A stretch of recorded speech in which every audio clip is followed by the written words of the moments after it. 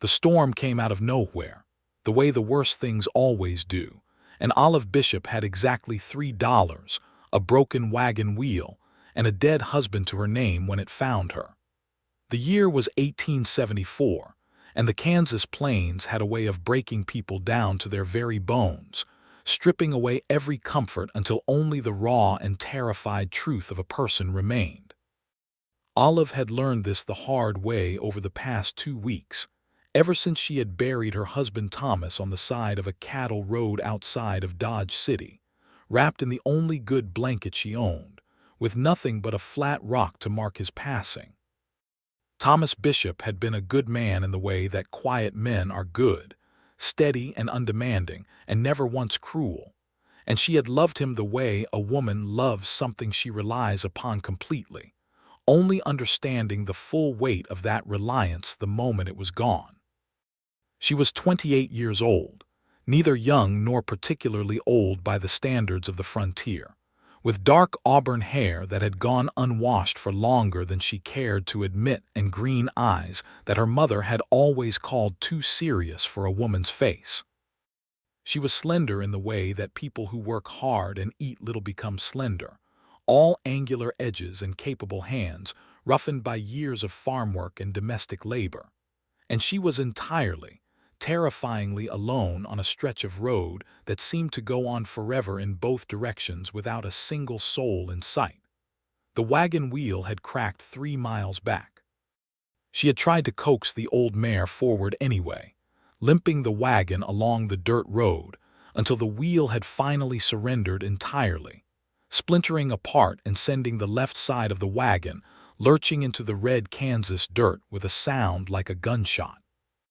The mare, whose name was Buttercup and who had been Thomas's horse before she was anyone's horse, had shuddered and gone still, as if even the animal understood that things had reached their absolute limit.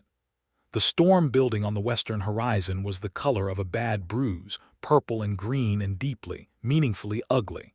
Olive had grown up in Missouri and she knew what that sky meant. She had perhaps an hour, perhaps less. She took stock of what she had. The $3. A carpetbag containing 2 dresses, a Bible, a tin of needles and thread, and a photograph of Thomas taken on their wedding day in 1868, a cast iron skillet, half a sack of cornmeal. And Buttercup, who was old and tired and had earned her rest 3 years ago but who had kept going because Thomas had loved her, and because animals, like people, sometimes simply continue on out of habit. There was a light in the distance. She almost missed it, half hidden behind a low ridge to the south, just the faintest amber glow barely distinguishable from the dying sun. But it was there, and it was all she had, so Olive unloaded the carpetbag from the wagon, looped Buttercup's lead rope around her wrist, and started walking toward it. The wind had picked up considerably by the time she crested the ridge and saw the ranch spread out below her. It was not an impressive operation by any measure. A low stone and timber house with a covered porch running along the front, a barn that looked like it had been struck by lightning at some point and only imperfectly repaired, and 3 smaller outbuildings arranged in a loose cluster around a central well. A hand-painted sign had been mounted to the fence post at the entrance to the property, but the paint had weathered so badly that she could only make out part of it. Something Creek Ranch, the rest lost to years of wind and sun. She could see a handful of horses in the corral and a large dog sleeping near the barn door that raised its head and began to bark the moment it caught her scent on the wind. The light she had seen came from the house, and as she came down the ridge and pushed through the fence gate, she could see the shadow of a figure moving behind one of the windows. The door opened before she reached the porch steps. He filled the doorway in the way that tall, broad men fill doorways, not aggressively but simply by virtue of existing in the space, and the lamplight behind him put his face in shadow so that her first impression of Martin Doyle was mostly silhouette. She could see that he was wearing his work clothes, a faded chambray shirt with the sleeves rolled to the elbows, canvas trousers tucked into worn leather boots. A rifle was propped against the doorframe, which in 1874 on the Kansas plains was not a sign of aggression but simply good sense. "I can see you well enough," he said, his voice a low, cautious tenor. "State your business." "My wagon broke down 3 miles north on the road," Olive said, and she was proud of how steady her own voice was, considering that her knees were shaking. "I have a horse that needs shelter and I need somewhere to wait out the storm. I can pay." She almost added the amount and thought better of it. $3 would sound as pathetic aloud as it was in fact. He stepped forward off the porch and she got her first proper look at him. He was perhaps 32 or 33, with the kind of weathered face that the plains gave to men who worked outside every day of their lives, dark from sun, creased at the corners of his eyes, but not unkind. His hair was brown and needed cutting, curling slightly behind his ears. He had a jaw that might have been called stubborn on a less handsome face, and dark eyes that moved over her with the assessment of a man who had learned to read situations quickly. He looked at her carpetbag. He looked at the old mare behind her. He looked at the sky. "You alone?" he said. "Yes," she said. "My husband passed 2 weeks ago. I am traveling to my sister's farm near Hays City." Something shifted in his expression. Not pity exactly, more like the quiet acknowledgement of hard circumstances by someone who had known a few of his own. "Get the mare into the barn," he said, stepping back. "I will get the door." His name, she learned over the course of the next hour, was Martin Doyle, and he ran the Cottonwood Creek Ranch with a crew that currently numbered exactly 4 men, all of whom were at that particular moment over at the neighboring Aldrich, spread for a card game that had apparently been scheduled for weeks. Martin had stayed behind because one of the ranch horses had thrown a shoe that afternoon and he had wanted to see to it himself rather than leave it for morning. He was, she discovered as he set a pot of coffee on the stove and pulled a chair up to the table for her, not a man who wasted words, but not an unfriendly one either. He answered her questions directly and asked his own with a kind of straightforward courtesy that she found unexpectedly reassuring after 2 weeks of navigating the frontier alone. The storm hit while the coffee was still brewing, a tremendous crashing thing that shook the walls of the house and sent rain sheeting sideways across the windows. The big dog, whose name was Biscuit, pushed through the door that Martin had left unlatched for him and collapsed under the table with a long-suffering sigh. "Your men will be stuck at the Aldrich place tonight," Olive said, watching the rain batter the window glass.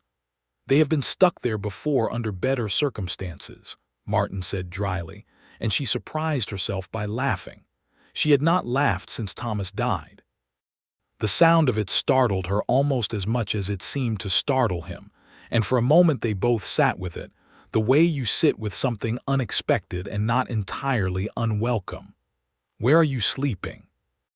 she said, because the question had to be asked and she had never been the sort of woman to dance around practical concerns. "The bunkhouse," he said, without hesitation. "You take the room. It has a proper bed and the roof does not leak, which is more than I can say for the bunkhouse at the moment, but you are the guest and you will have the better arrangement." She opened her mouth to protest. He held up one hand. "Mrs. Bishop," he said, with a kind of quiet finality that was neither rude nor dismissive, "it is not up for discussion. Finish your coffee." And that was that. She slept in Martin Doyle's bed that night, beneath a heavy wool blanket that smelled of wood smoke and horses and something faintly like cedar. And she listened to the storm rage and subside and rage again. And she thought about how strange life was, how it could take everything from you in the span of 2 weeks, and then put you in a warm room with coffee and a dog snoring in the kitchen. And she cried, quietly, into the pillow that belonged to a man she had only just met, until she finally fell asleep. She woke to sunlight and the smell of frying salt pork. The kitchen was bright and the storm had left the world washed clean and brilliant, every blade of grass and fence post-jeweled with remaining raindrops. Martin was at the stove, moving with the economical efficiency of a man who had cooked for himself for a long time and had made his peace with it. He had a skillet going with pork and was cutting cornbread from a pan that had clearly been baked earlier, the kind of forward planning that she had not expected but which made her revise her opinion of him in a way she could not quite articulate. "How did you sleep?" he asked, without turning around. "Better than I have in 2 weeks," she admitted, pulling the extra chair out and sitting down. "How was the bunkhouse?" He turned then, and she saw the faint redness around his eyes that suggested he had not slept particularly well, and something about that, the fact that he had given her the better accommodation without complaint, and had dealt with the worse one himself without making her feel guilty about it, struck her as one of the genuinely decent things she had encountered in recent memory. "Fine," he said, which she was quite sure was not true, and she accepted the lie graciously because he had offered it graciously.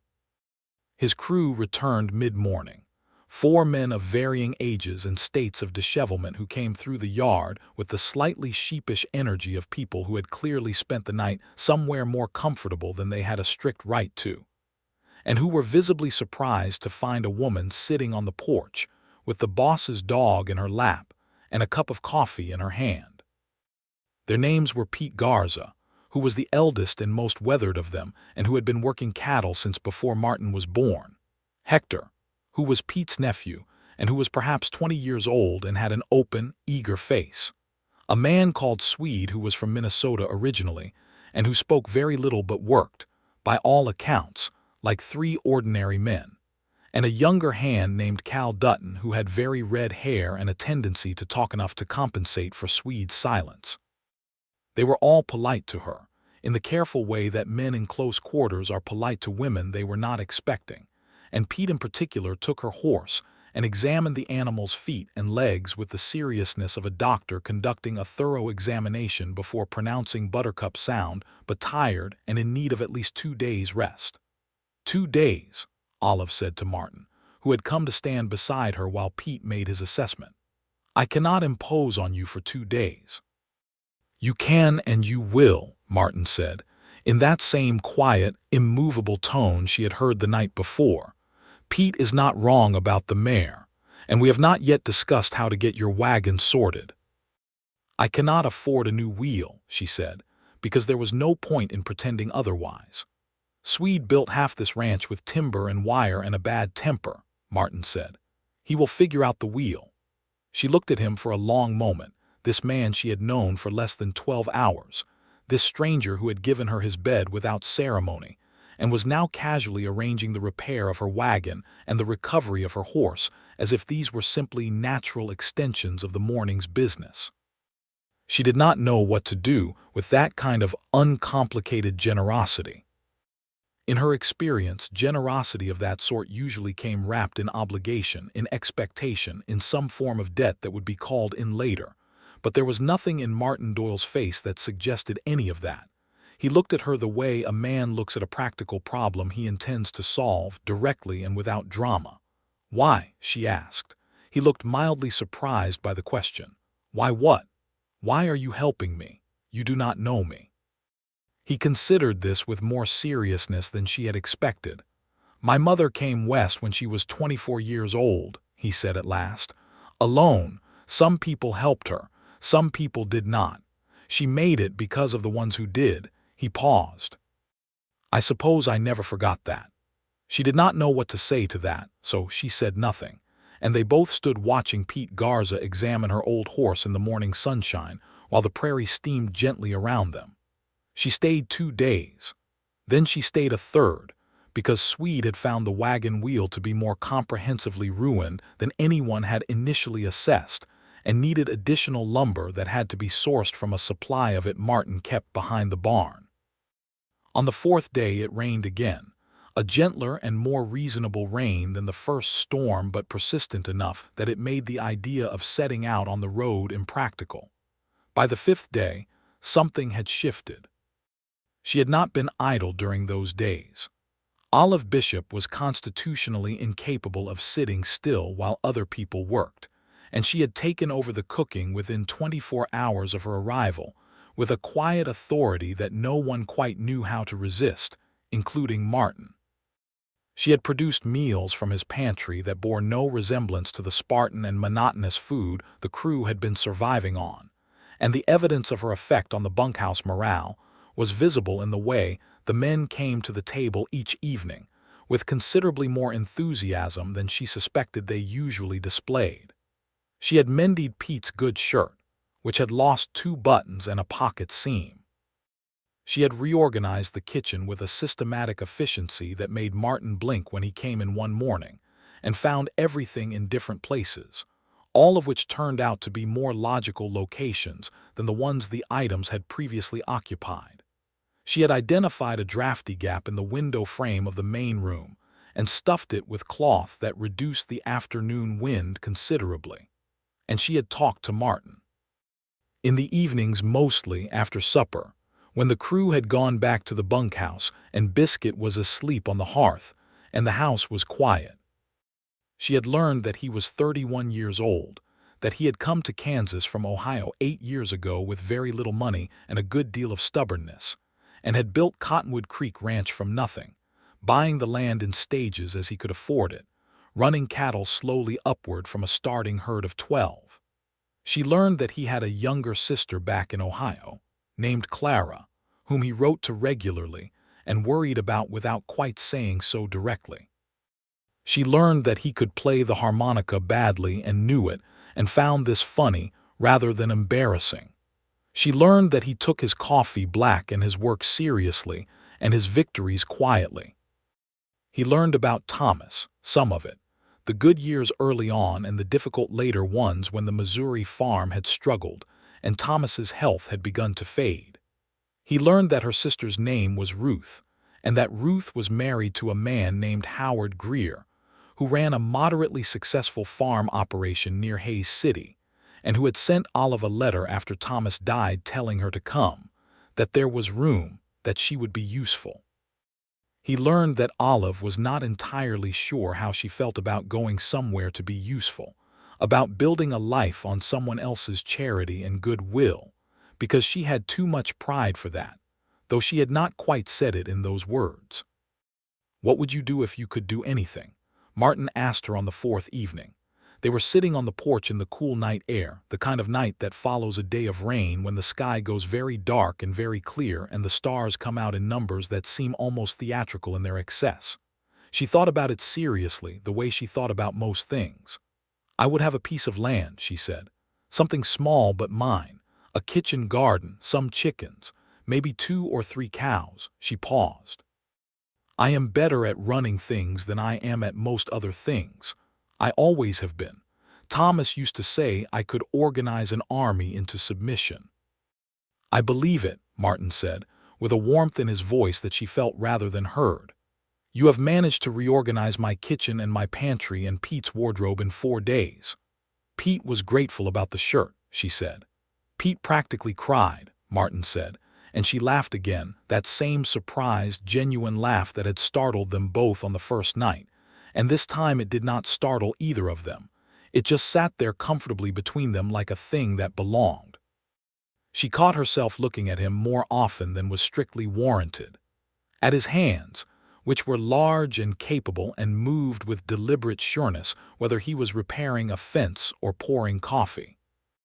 At the way he stood, which was very straight, not from pride but from a lifetime of physical work that had built the posture into him.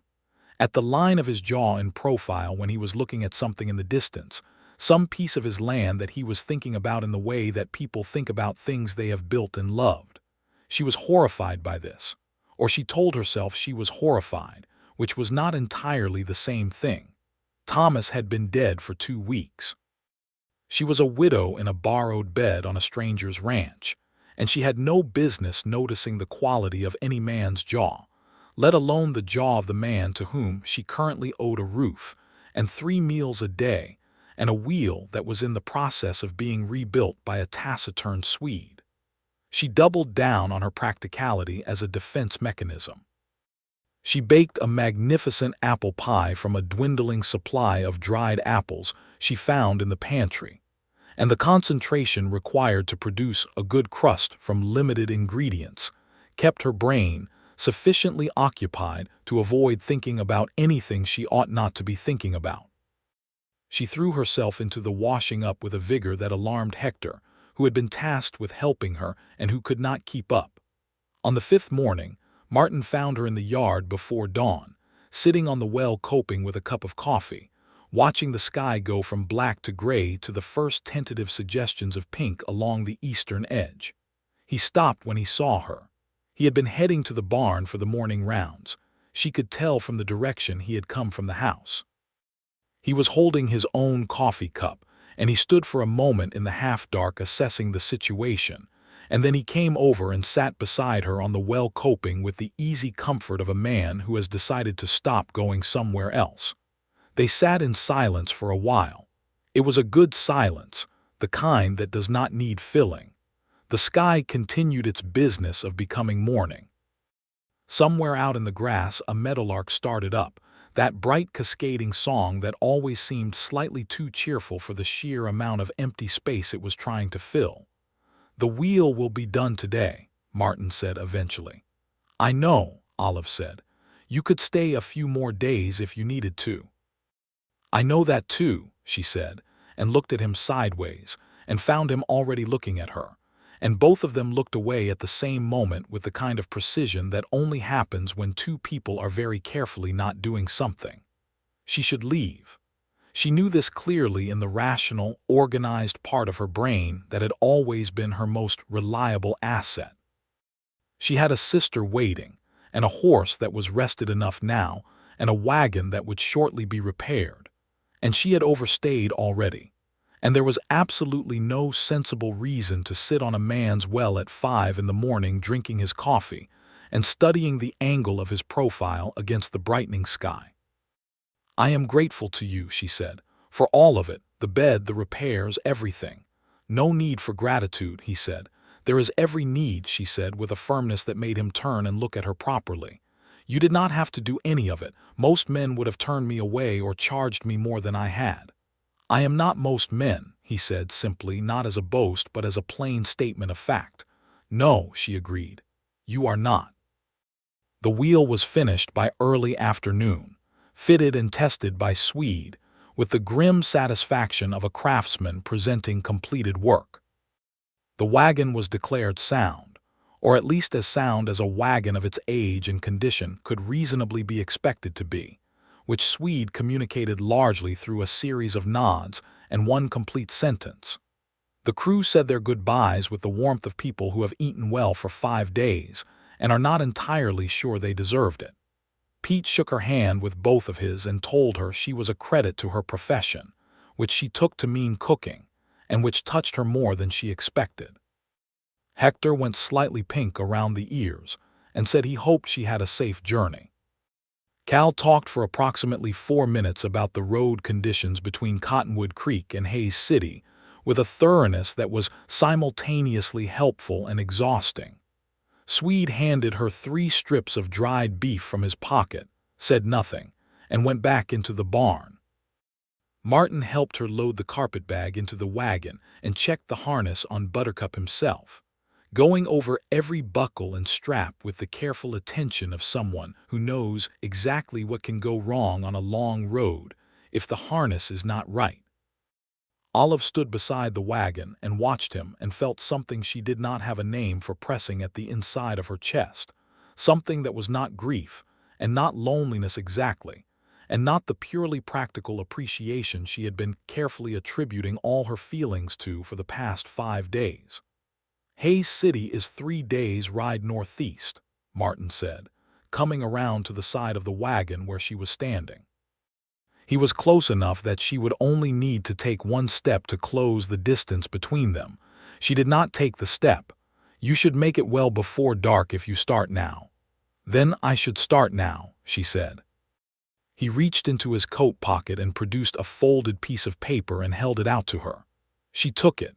It was a hand-drawn map of the road to Hays City, precise and clear, with landmarks noted in a careful, compact handwriting, the kind of handwriting that belongs to someone who learned to write with great effort and thereafter never wasted a letter. She looked at the map for a long moment. She looked up at him. He was watching her with an expression she could not entirely read, something careful and restrained, and possibly more honest than anything else she had seen on a man's face in quite some time. "Thank you, Martin," she said, and her voice did something she had not given it permission to do, going soft at the edges in a way that sounded dangerously like a goodbye she did not entirely want to say. "Safe travels, Olive," he said, and his voice was quiet and entirely steady.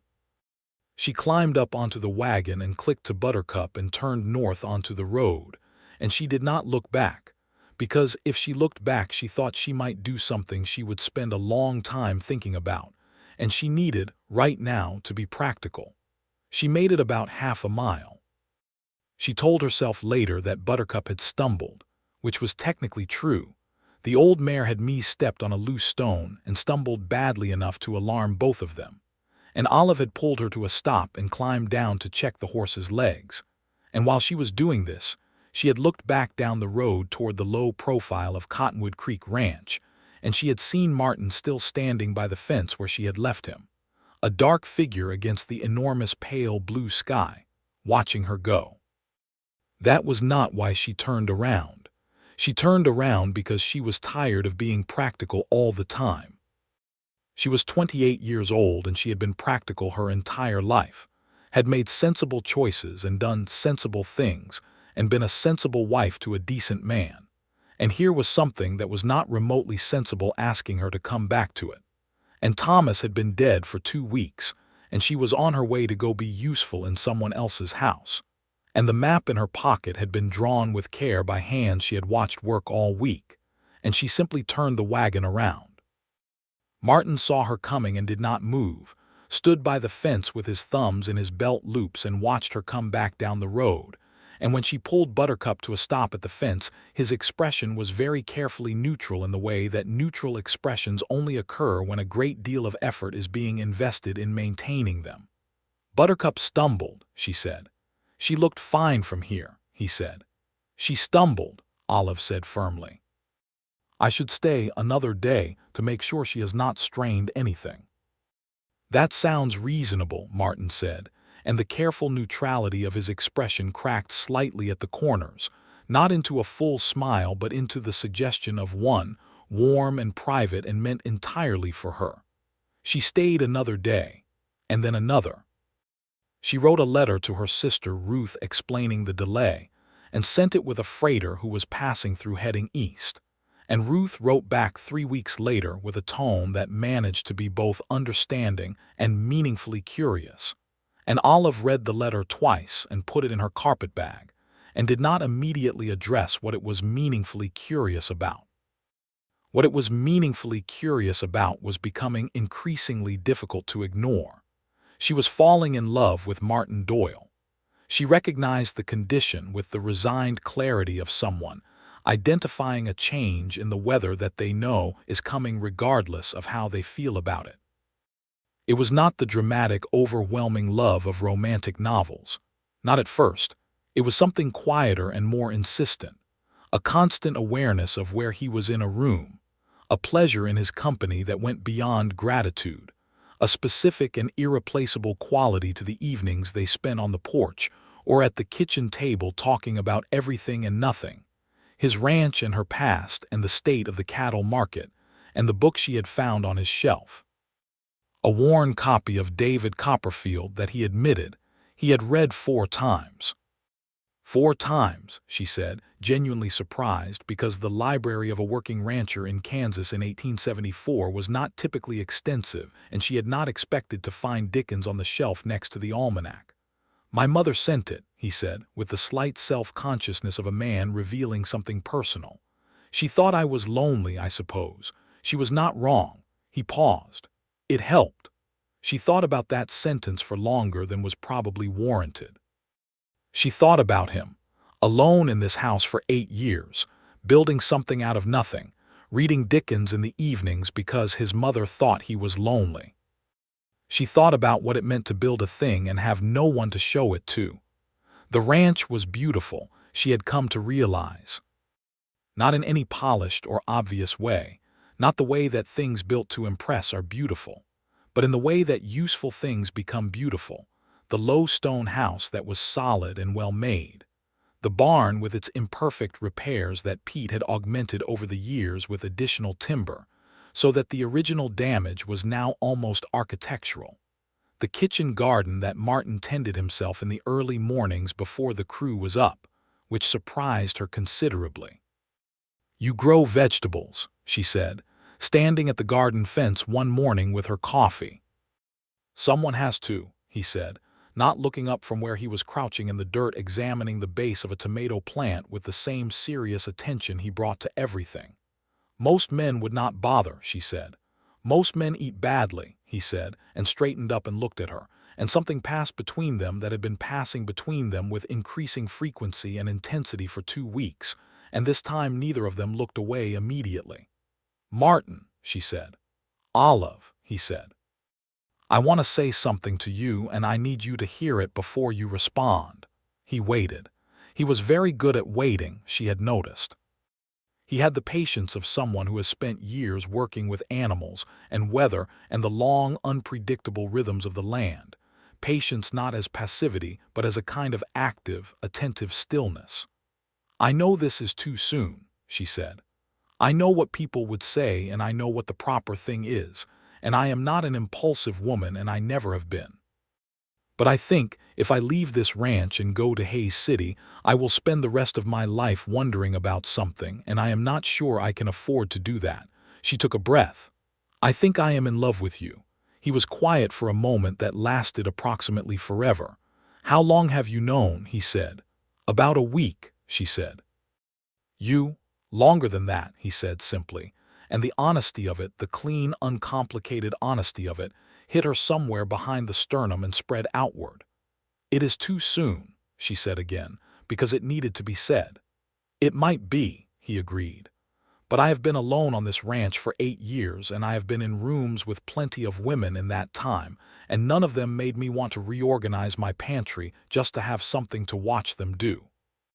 She laughed, and the laugh had tears in it this time, and he crossed the space between them and put both arms around her with the careful, tentative precision of a man who is fairly certain this is the right thing to do but is not going to presume, and she leaned into him and felt the particular solid warmth of him and thought, with the clear-eyed clarity she brought to everything, that this was the truest thing she had felt in a very long time. She did not leave for Hays City that week, or the next. She wrote to Ruth again. Ruth's response arrived 3 weeks later and contained one sentence of actual content, which was, "I suspected as much when you wrote that he draws good maps." Martin was not a man given to grand gestures.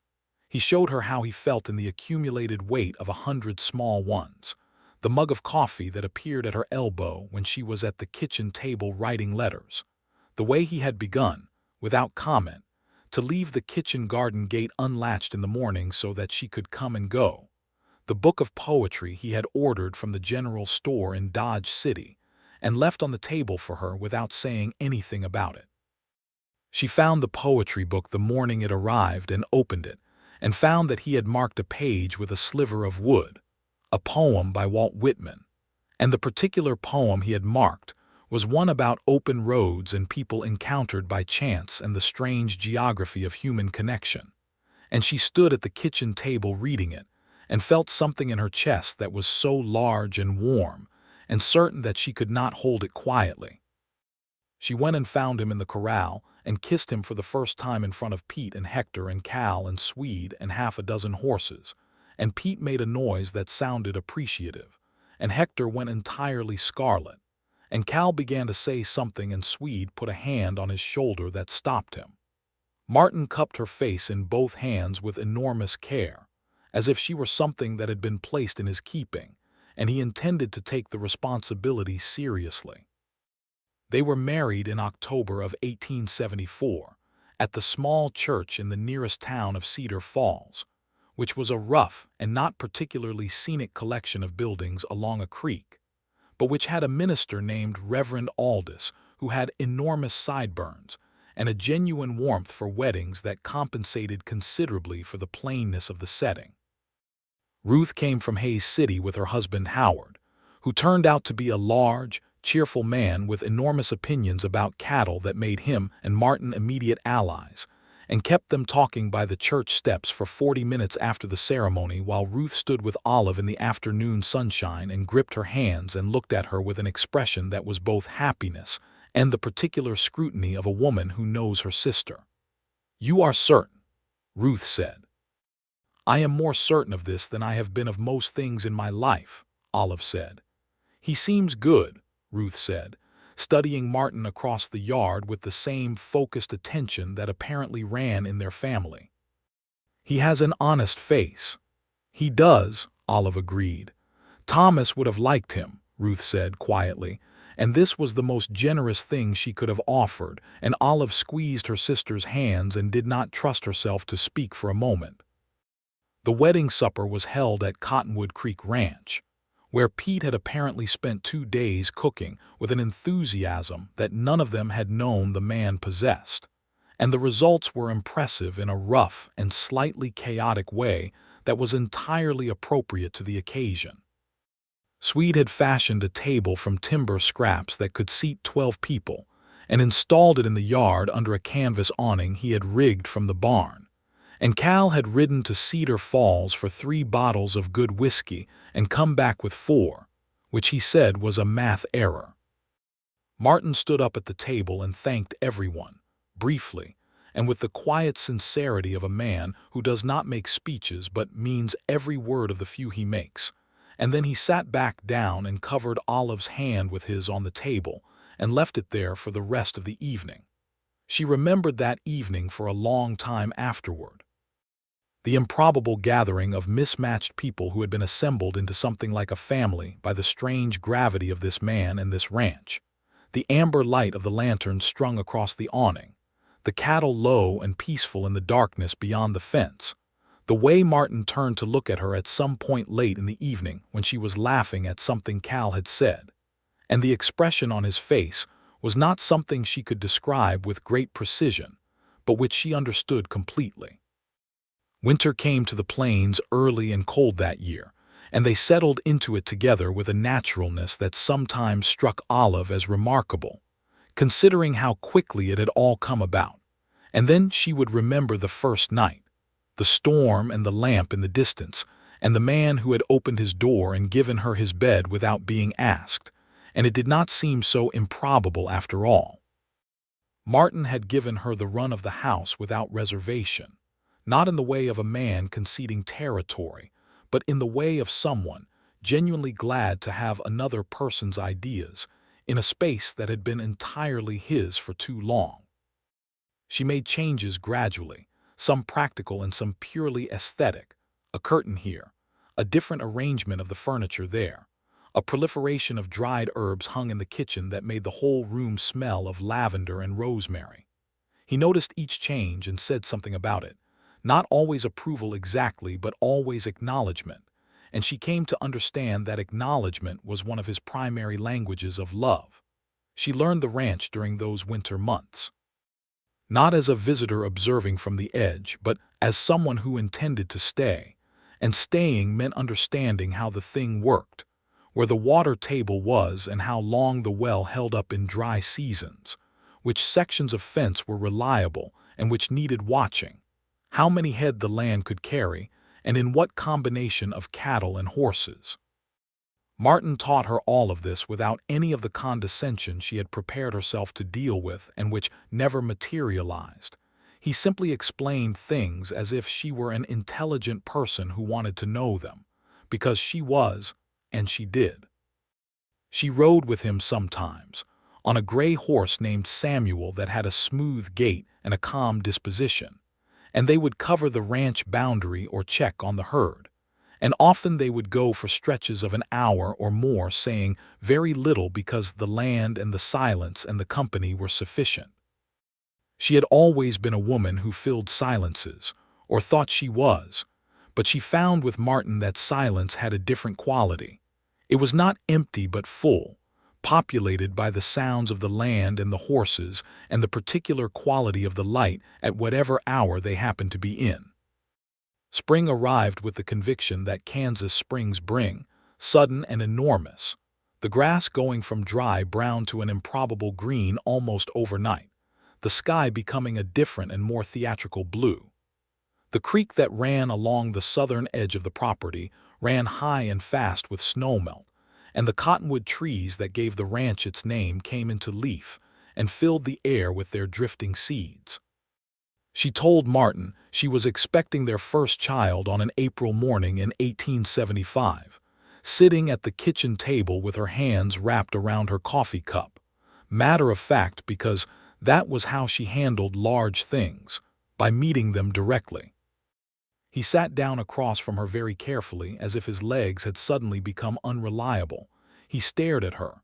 His expression cycled through several things in rapid succession, none of which she could name precisely, and then arrived at something so unguardedly joyful that she felt tears come to her eyes despite her best intentions. "Olive," he said. "I know," she said. "That is," he stopped. "Yes," she agreed. He reached across the table and took both her hands in his, and held them the way he held things he cared about, firmly and with attention. And she thought with a clarity that sometimes surprised her even after 8 months of marriage, that she had ended up somewhere she had not expected, and that it was, against all reasonable probability, exactly right. The summer of 1875 was a working summer. The ranch had a good year.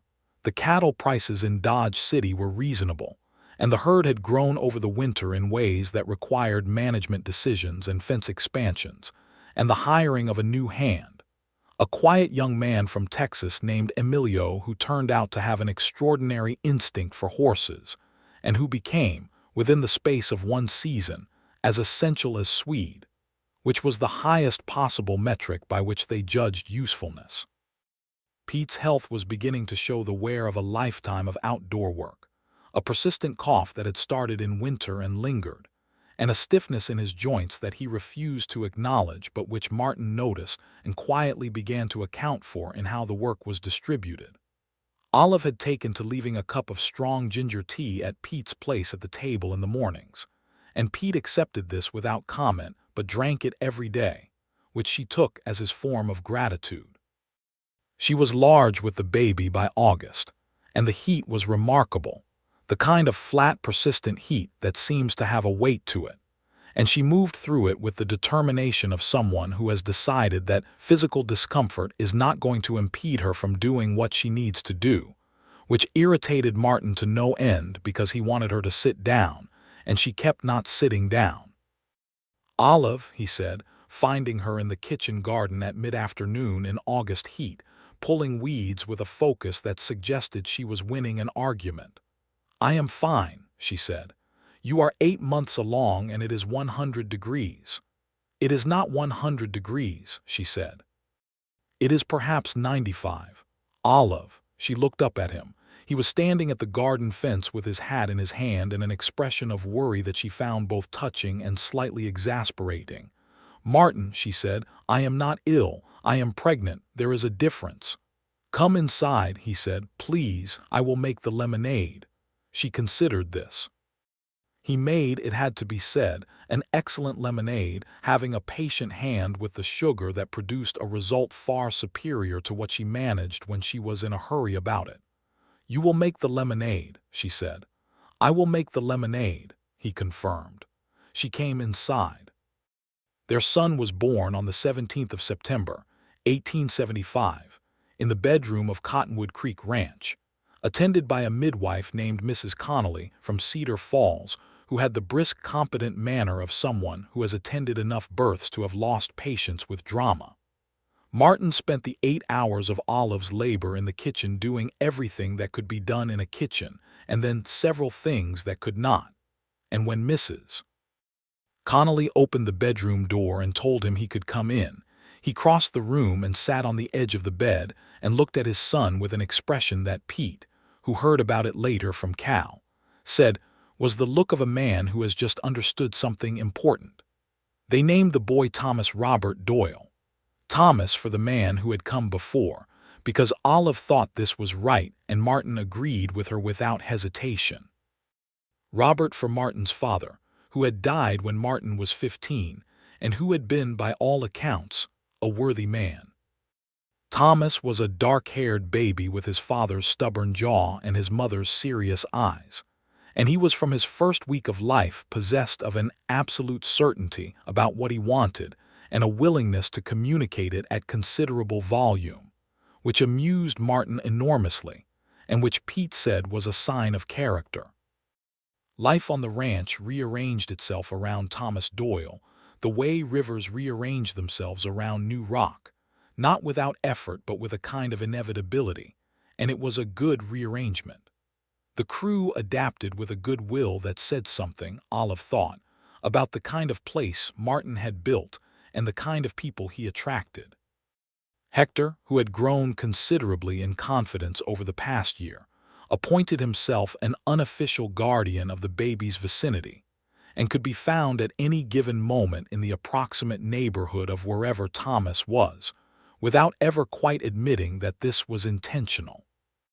Swede built a cradle from the same good lumber he had used for the wedding table, sanded until it was perfectly smooth, with a rocking mechanism of elegant simplicity that Olive declared a masterwork, which caused Swede to go into the barn for half an hour, possibly to collect himself. The years settled into a rhythm that was full and demanding and marked by the particular satisfactions of lives built by hand, and lived in full knowledge of what they were worth. Martin expanded the herd gradually, buying land in 2 additional parcels that extended the ranch's southern boundary to the creek fork, and its northern edge up onto a low ridge from which you could see, on clear days, an astonishing distance. Olive ran the domestic operation of the ranch with the organized intelligence she brought to everything, and also, increasingly, the business side of it, because she had a head for numbers that Martin recognized and immediately put to use, and the ranch's accounts had never been more clearly kept, nor its expenses more intelligently managed than after Olive took over the ledger. They had arguments, because marriages without arguments are marriages in which someone is not being honest, and they were both constitutionally honest people.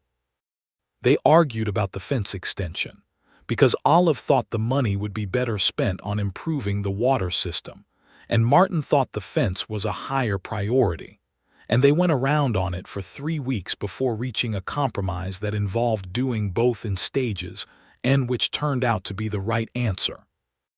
They argued about Pete's situation, because Pete's health was declining in a way that Martin was slow to acknowledge, because he did not want it to be true, and Olive pushed him to have the conversation with Pete that needed to be had, which Martin eventually did, and which resulted in Pete taking a reduced role on the ranch while keeping his bunk and his place at the table for as long as he wanted them, which Pete accepted with dignity and something that looked very much like relief. They did not argue about Thomas. Thomas they were entirely in agreement about, which was that he was remarkable, which was probably not the most objective assessment but which had the advantage of being shared. Thomas Doyle at 3 years old was a person of very strong opinions and inexhaustible energy, who had apparently decided that every surface of the ranch was meant for climbing, and every tool was a thing to be investigated. He had his father's way of doing things deliberately, and with full attention, applied to the complete dismantling of everything he could reach. Martin followed him around with the patience of a man who had learned patience in a very good school, which was the Plains, and watched his son investigate the world with an expression of such unguarded adoration that Olive sometimes had to look away, because the sight of it was almost too much. Their daughter was born in the spring of 1878, 3 years after Thomas, a March baby who arrived in a considerably more efficient manner than her brother had, and who was, from the first moment, a different creature entirely, observant and quiet where Thomas had been loud, still where he was in constant motion. They named her Clara, for Martin's sister in Ohio, who wrote back a letter of 12 pages when she received the news, the longest letter Martin had received from anyone in his life, and which he read to Olive in the evenings in installments over a week. Clara Doyle was a child who watched everything and missed nothing, who learned to read at 4 years old with a focus that alarmed and delighted both her parents, and who had her mother's green eyes and her mother's way of meeting things directly.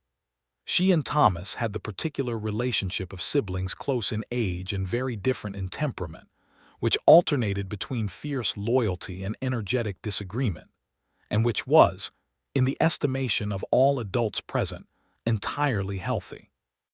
The ranch in those years was a world complete unto itself, sufficient and alive, and Olive moved through it with a sense of belonging that she had not always had in her life, the sense not merely of being in a place, but of being part of one. She knew every corner of it, every fence post and water trough and inconvenient stretch of mud that appeared every spring in the same location regardless of drainage attempts.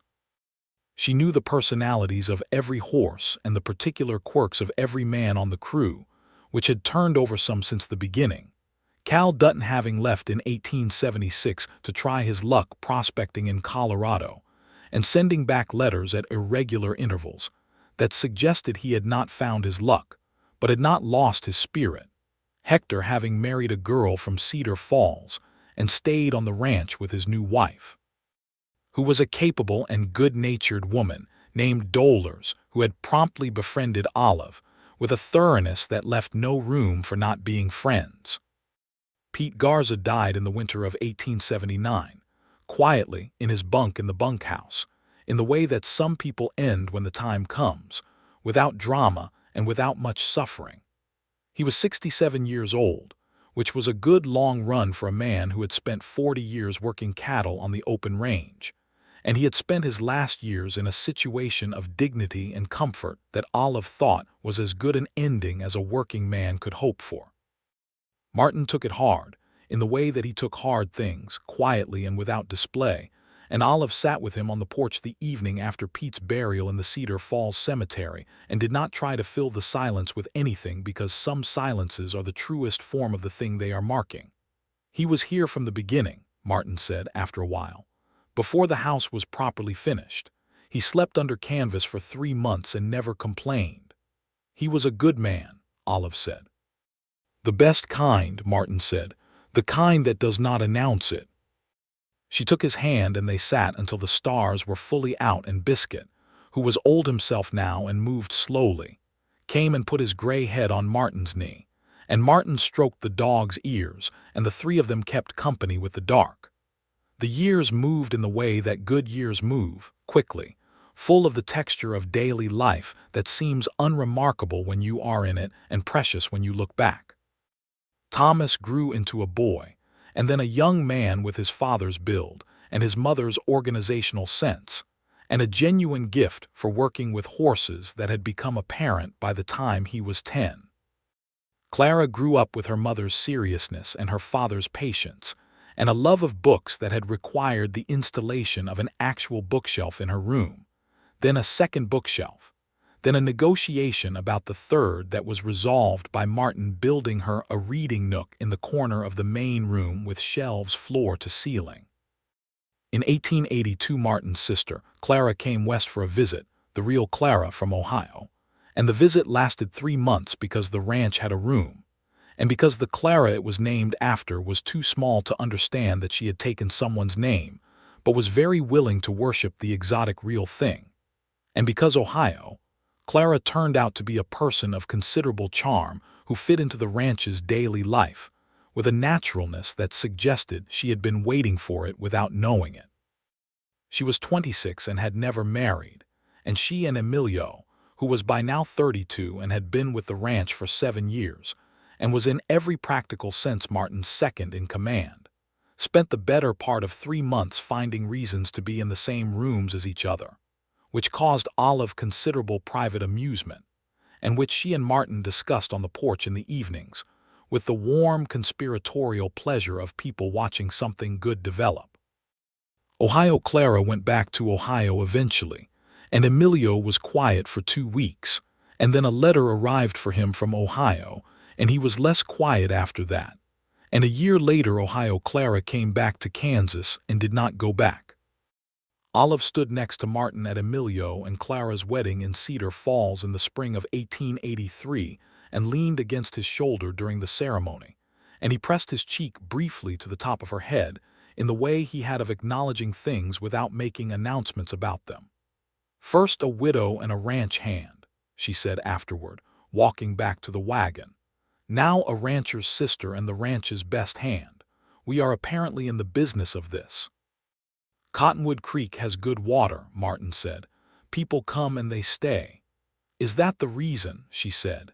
He looked at her with that particular private warmth that had never, in the 9 years since she had turned her wagon around on a Kansas road and come back to him, become ordinary or predictable. "Mostly," he said. Thomas was 13 that year and had already decided, with the certainty characteristic of him, that he intended to work cattle for the rest of his life. A decision Martin received with a satisfaction he worked at not showing too conspicuously on the grounds that it was Thomas's decision to make independently. And Clara was 10 and had already read everything available in a 50-mile radius and was composing a letter to a bookseller in Kansas City requesting a catalog. A letter of such precise and polite authority that Martin read it over her shoulder and felt the complicated pride of a parent watching a child exceed them at something. The ranch continued to grow, not recklessly but steadily, in the way that things grow when they are well managed and well loved. Martin bought the last parcel of land he had always wanted, the piece to the northwest that completed the boundary he had envisioned since the beginning, in 1884, and Olive sat with him at the kitchen table, while he signed the papers, and afterward he put the pen down and looked up at her with an expression of such completed satisfaction, the expression of a man who has arrived at the exact place he was building toward for 20 years, that she felt tears come to her eyes for the 3rd or 4th time in a decade that had given her reasons for them. "Everything you wanted," she said. "Everything," he agreed, and the word had a weight in it that was not only about the land. She was 38 in 1884, and she felt the decade behind her as a solid thing, built from days that had mattered, and the decade ahead as something she could look at squarely and without fear. She had come to this ranch stranded and bereaved, and $3 solvent in the middle of a Kansas storm, and what had been given to her in exchange for nothing she had done to earn it, a bed and a bowl of food and a map carefully drawn, had compounded over 10 years into something so abundantly larger than itself that she could not entirely account for the mathematics of it. She thought about this sometimes, the improbability of the whole thing. She had not been looking for love. She had been looking for a light in a storm, and she had found one, and the light had been Martin, and Martin had led her not just out of that particular dark, but out of all the accumulated dark that had built up over a difficult several years, and into a life that was more hers, more fully and genuinely hers, than anything she had previously managed to construct. She repaid him. She always had from the beginning, though she had not thought of it in those terms at first, and did not think of it in those terms now. She had repaid the Bunk with 3 years of excellent cooking, and then with the running of the ranch's accounts, and then with the raising of his children and the keeping of his house and the management of his crew's morale, and a dozen other practical contributions too numerous and various to inventory. But she had also repaid him with the thing that did not reduce to practicality, with her genuine presence in his life, her complete and specific self. Her serious green eyes and her organized mind and her unexpected laugh and her willingness to sit in silence on a porch and watch the stars and be entirely content with that. And he, she thought, had repaid her for turning around on that road in ways she had never been able to fully articulate, by being constant, by being honest, by building a life that had room in it for her, all of her, including the parts that were sharp-edged and demanding and not always easy, by loving her children as if they were the most important work he had ever undertaken, which she suspected he genuinely believed they were, by reading to her from David Copperfield in the evenings when the lamp was low and the children were in bed, and the prairie was dark and enormous outside the window, and the world shrank to exactly the right size. He brought her wildflowers sometimes, in the spring and summer, not as a grand romantic gesture, but in the way that a man picks up something he knows someone he loves will like when he happens to encounter it, and leaves it on the kitchen table without ceremony. She pressed them in the back of her Bible, and after 15 years the Bible was fat with them. Layers of dried color between the pages, a botanical record of the plains through the seasons of a marriage. In 1885, Biscuit died, in the sun on the front porch where he had always liked to sleep, and Martin buried him himself, under the big cottonwood by the creek that Biscuit had always been partial to. And Thomas and Clara stood by him solemnly, and Clara read something from her book that she said was appropriate, and that she had found late the previous evening after Biscuit stopped eating and she had understood what was coming. Martin thanked her for it with a steadiness of voice that Olive knew cost him something, and afterward she walked with him along the creek for a while in the way they had always walked together, comfortable and quiet, shoulder to shoulder. "He was a good dog," Martin said. "He was the first thing on this ranch that liked me," Olive said. Martin stopped walking and looked at her. "That is not true," he said. "It is absolutely true," she said. "He came to me before you did." He considered this, and then a reluctant smile moved across his face. "He was a very perceptive dog," he said. They got a new dog, a border collie puppy of enormous energy and very little coordination named Deputy, who was the immediate and passionate property of both children and the profound exasperation of Emilio, who was trying to run a working ranch with a dog underfoot. Deputy grew into a serious and capable ranch dog who was also, somewhat paradoxically, the most affectionate creature on the property, and who established himself as the new first to greet you at the end of the day with a consistency that Biscuit would have recognized as proper protocol.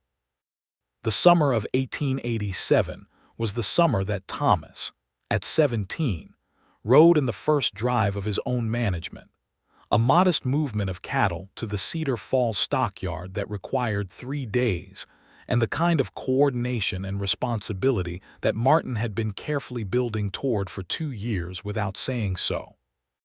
Thomas handled it with a competence that was his own, not imitative of his father's approach but recognizably informed by it, and he came back sunburned and tired and quietly proud, and Martin assessed the results with the impassive thoroughness of a man who has decided not to lead with the pride, and then said, "Good work," in the tone he used for things that meant considerably more than 2 words, and Thomas heard it right. Clara at 14 was a person her school teacher in Cedar Falls, a young woman from back east named Miss Holloway, described in her semester report as the most advanced student I have encountered in 4 years of teaching, and the most likely to require more education than this institution can provide. Martin read this report and Olive watched him read it, and she knew he was thinking about what it would mean, and what it would cost, and whether the distance was possible, because the kind of education Clara needed did not exist in Cedar Falls, Kansas. They talked about it that night, and the several nights after, and they wrote letters to the school in Topeka and the school in Kansas City, and gathered information with the systematic thoroughness that characterized their approach to large decisions. Clara was included in these conversations from the beginning, because she was Clara, and excluding her from a conversation about her own future would have been both foolish and unkind, and because she had opinions about it that were worth hearing. She went to Topeka in 1889, when she was 16, to a boarding school that had an academic program of real quality, and the morning she left was one of the mornings that Olive would remember for the rest of her life. The light on the yard and Clara's face in the wagon beside her sister-in-law Ohio Clara, who had agreed to make the journey with the girl, and Martin standing at the fence with Thomas beside him, and Clara leaning out of the wagon window and saying, with the certainty that was entirely her mother's, "I will write every week," and she did. Thomas at 19 in 1890 was running a substantial portion of the ranch's daily operations, not because his father was stepping back, but because the ranch had grown enough that there was enough for both of them to run, and this was a good arrangement by any measure. Emilio and Ohio Clara had 2 children of their own by then, a boy named Raphael and a girl named Mary, and the ranch had become, in the way of places that are well run and well loved, a community rather than simply a property. Martin at 50 was a man who showed his years the way good buildings show theirs, with character rather than deterioration. His hair had gone gray at the temples, and the lines around his eyes had deepened, and he moved sometimes at the end of a long day with the careful deliberateness of someone who has done physical work for 30 years and feels it in the particular way that honest labor makes itself felt. But his eyes were the same quality of attention in them, the same directness, and he still came in from the morning rounds and found her in whatever room she was in, and told her something about the day, not because the information was vital, but because this was how he had always greeted her return to the same space, with the offering of something from his morning, and she had come to understand this as one of the most reliable expressions of love she had ever encountered. She was 44, and she felt it differently than she had felt younger ages, not worse exactly, but more aware of the texture of things, of what the days were made of and how many of them there were, and what they added up to. She had gray beginning in her hair too, threads of silver through the auburn that she had decided to accept with equanimity, because the alternative was vanity about something she could not change. And Martin had once said, offhandedly and with complete sincerity, that he thought it was the most beautiful thing about her, which was not something she entirely believed but which she had chosen to receive graciously. Thomas came to them that year with the news that he had been courting a young woman from the neighboring Cooper ranch for the better part of 6 months, a woman named Alice Cooper who was 21, and who had a directness of manner and a capacity for hard work that Olive recognized with a complicated maternal pride as exactly what her son needed.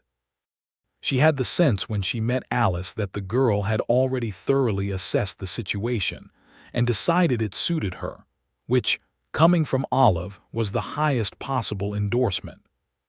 Thomas and Alice married in the fall of 1891 at Cedar Falls, a wedding that had considerably more attendees than Olive and Martin's own had, because by 1891 they had been in the county for 17 years and knew approximately everyone in it.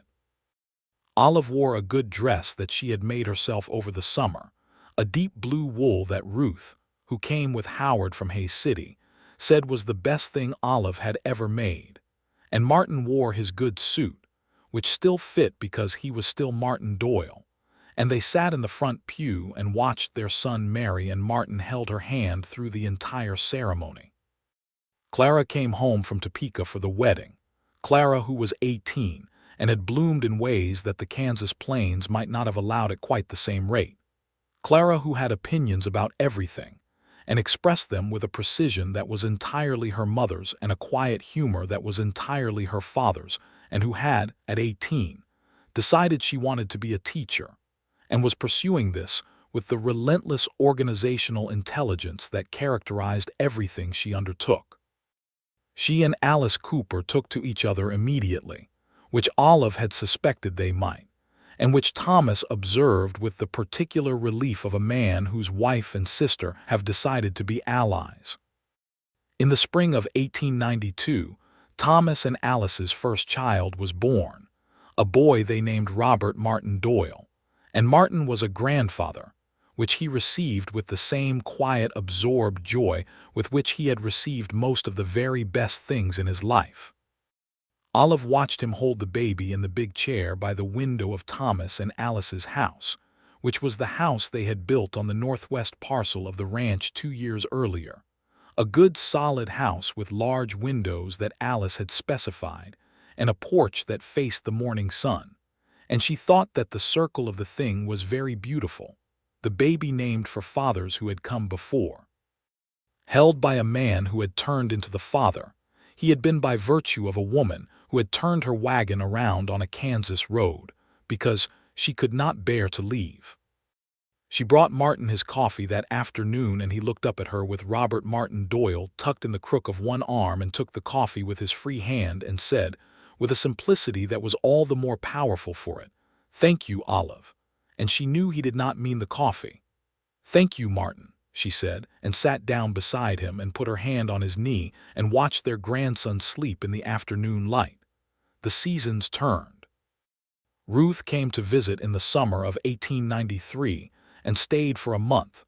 Ruth, who was 53 now and whose husband Howard had passed the previous year in the way of good steady men, quietly and without much warning. Olive knew what that loss was, and she sat with it alongside her sister without trying to fix it, which was the correct response.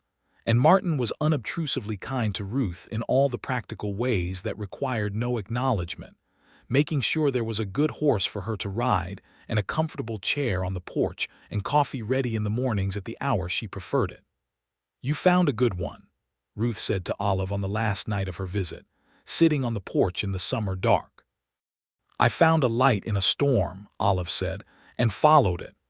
"Which is what good navigators do," Ruth said, with the wisdom of a woman who has been paying attention.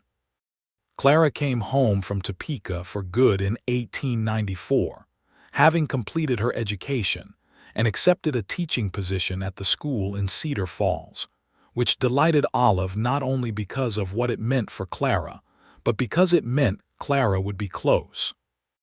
She moved into the ranch house for a period of transition, sharing the room that had been hers as a girl. And the house was full again in a way that Olive had not fully realized she had missed, the particular fullness of children who have grown into adults returning to a place that knows them. There was a young man in Cedar Falls, a doctor named James Hartley, who had come from Illinois the previous year to establish a practice, who began to find reasons to ride out to Cottonwood Creek with what Olive assessed as remarkable regularity for a man whose professional services had not been formally retained. He was 30 years old and had a serious, kind face and an obvious high regard for Clara that he expressed with a diffidence that was entirely endearing.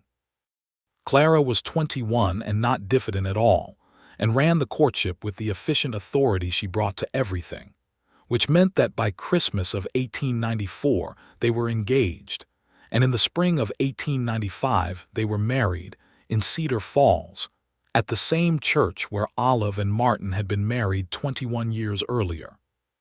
Reverend Aldous had long since retired, replaced by a younger minister who did not have spectacular sideburns but who had a genuine warmth for weddings that Olive thought was adequate, though she privately missed Aldous's magnificent facial hair.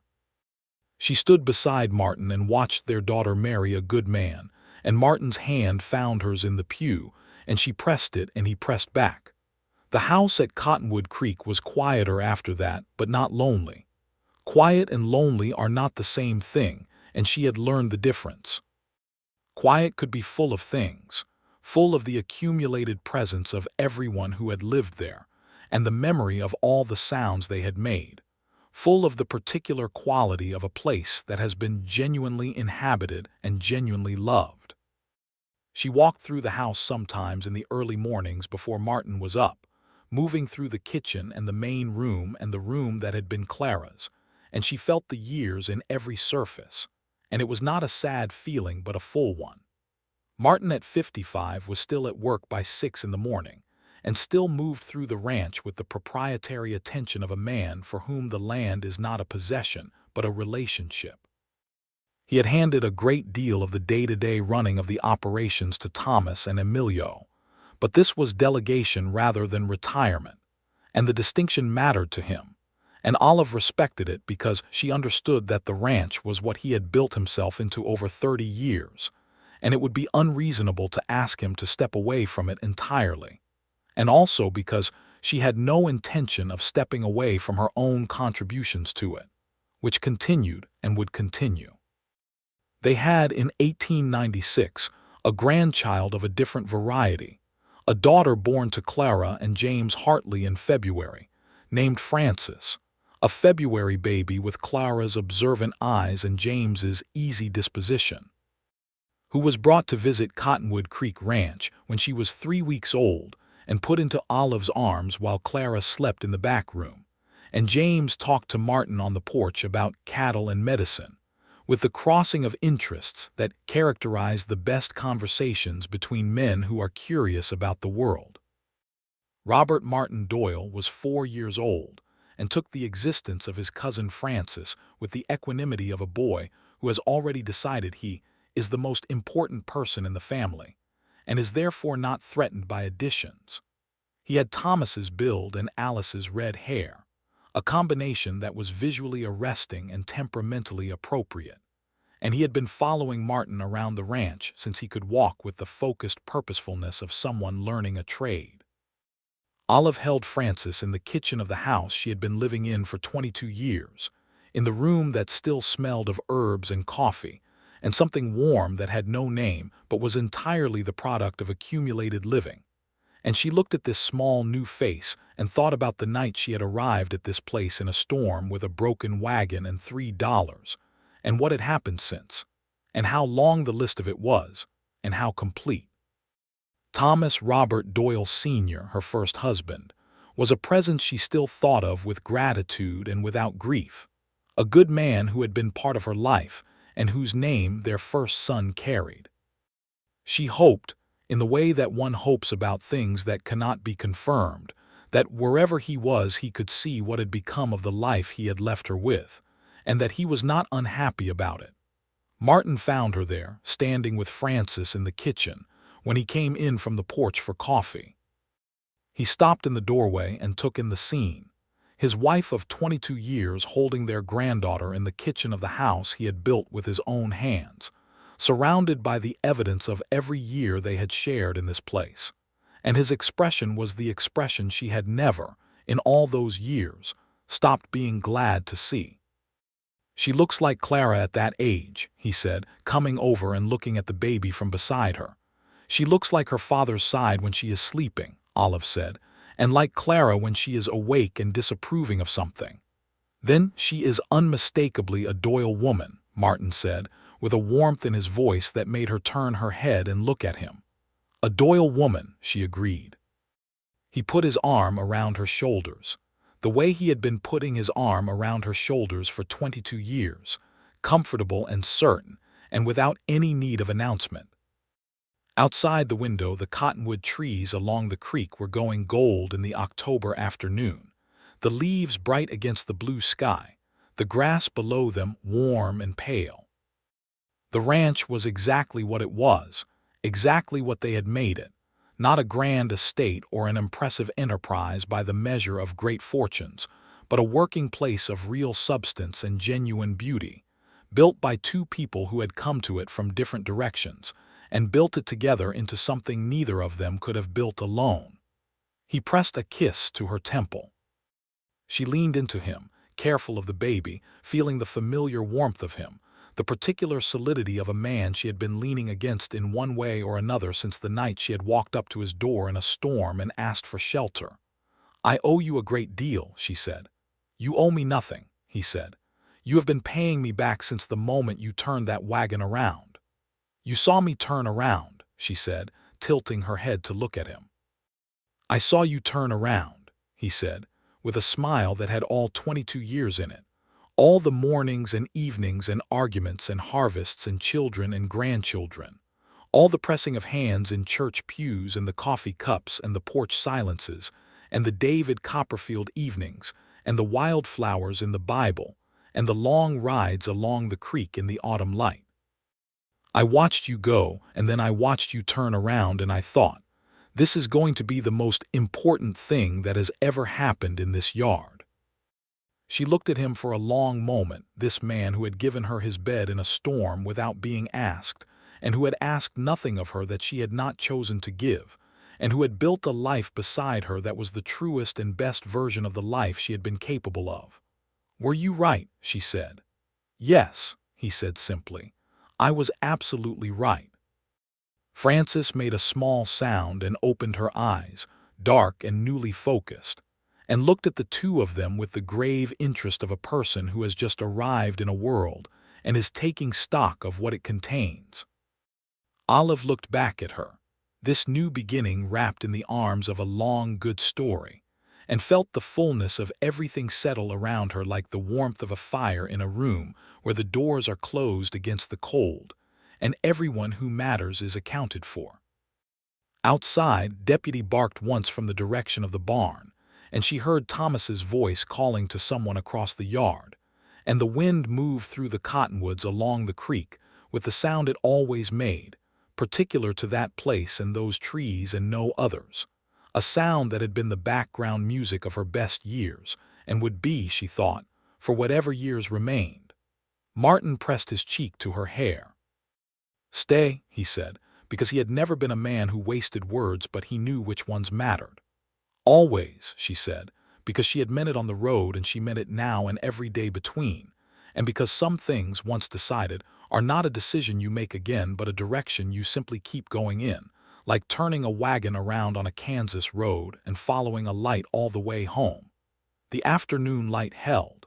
The cottonwoods continued their golden work. Frances Hartley went back to sleep in the arms of her grandmother, satisfied that she had seen enough of the world for the moment and could rest, while outside the windows of Cottonwood Creek Ranch, the great blue dome of the Kansas sky went on forever, as it always had, enormous and indifferent and somehow, in the way of all enormous indifferent things, entirely kind.